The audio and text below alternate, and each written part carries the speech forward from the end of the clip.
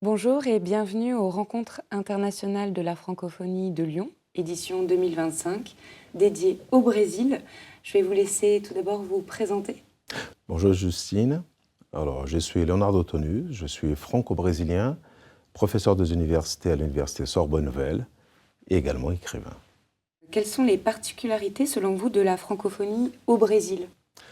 Alors, déjà, bon, si on pense dans l'histoire longue, on a une sorte de francophilie qui se développe au Brésil comme dans toute l'Amérique latine au XIXe siècle.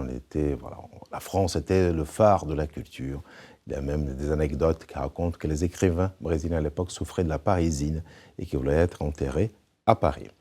De cette francophilie, on va dire qu'elle a laissé des traces, on va dire, dans la population. Et il y avait aussi le fait qu'on apprenait le français comme langue première à l'école, jusque dans les années 70.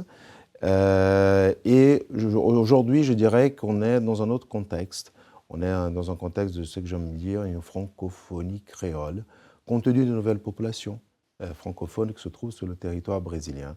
Les Haïtiens, qui sont arrivés après la catastrophe de 2011, je ne me trompe pas, le tremblement de terre. Nous avons aussi des communautés en provenance du Congo, qui sont au Brésil depuis quelques années. Et bien sûr, nous avons cette très grande frontière avec la Guyane française. Merci de cette réponse. D'un point de vue un peu plus personnel, que représente pour vous le fait de parler et ou d'écrire en langue française? Appartenir à une communauté. Parce que la francophonie, c'est avant tout ça, une notion de communauté. J'aime bien toujours penser à la communauté dans le sens de Barthes, pas être en commun, tous pareils, mais partager un même espace, mais avec une temporalité différente. Alors, sauf que cette temporalité, elle est marquée par la langue, parce que la langue aussi a une temporalité, un tempo. Donc j'aime bien savoir que j'appartiens à cette communauté avec mon accent brésilien. Existe-t-il des interactions entre le Brésil et d'autres francophonies, que ce soit des francophonies des pays d'Amérique du Sud ou d'autres territoires? Comme j'évoquais tout à l'heure, donc déjà, cette francophonie en provenance d'Haïti, elle est très forte depuis le tremblement de terre, mais il y a aussi cette francophonie avec la Guyane. C'est un espace très poreux, une francophonie aussi traversée par l'autochtonie. Et pourquoi pas ne pas imaginer une francophonie autochtone entre ces deux pays? Parlez-nous, s'il vous plaît, de votre point de vue sur la francophonie au Brésil. Quel serait son avenir, selon vous? L'avenir, je pense que nous dépendons toujours des actes politiques. Et il faut en faire quelque chose, un acte politique, pour que la présence du français se fasse dans d'autres espaces, notamment dans l'espace de l'enseignement. Donc j'évoquais tout à l'heure le fait que le français était enseigné à l'école et que malheureusement, il a disparu. Je pense que cet enseignement est important pour asseoir, c'est en fait la langue et bien sûr tout ce qui est derrière la langue, la culture, dans l'ensemble du territoire brésilien. Merci. Quelle est votre contribution civique et artistique à la francophonie?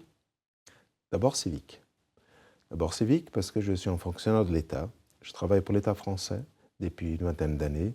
Et bien sûr, comme fonctionnaire de l'État, je crois mon devoir, en fait, d'être un serviteur au public. Donc tous les jours, je pratique ce civisme, on va dire, francophone, dans le cadre de mon enseignement.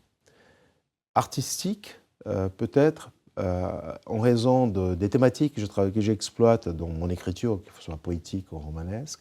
Je travaille sur la question de la migrance et bien sûr j'apporte un autre regard, peut-être un regard du Sud, vers cette question, une question brûlante, le plus grand défi de notre humanité. Donc j'aime bien penser à cette contribution voilà, dans ce débat très actuel. Merci.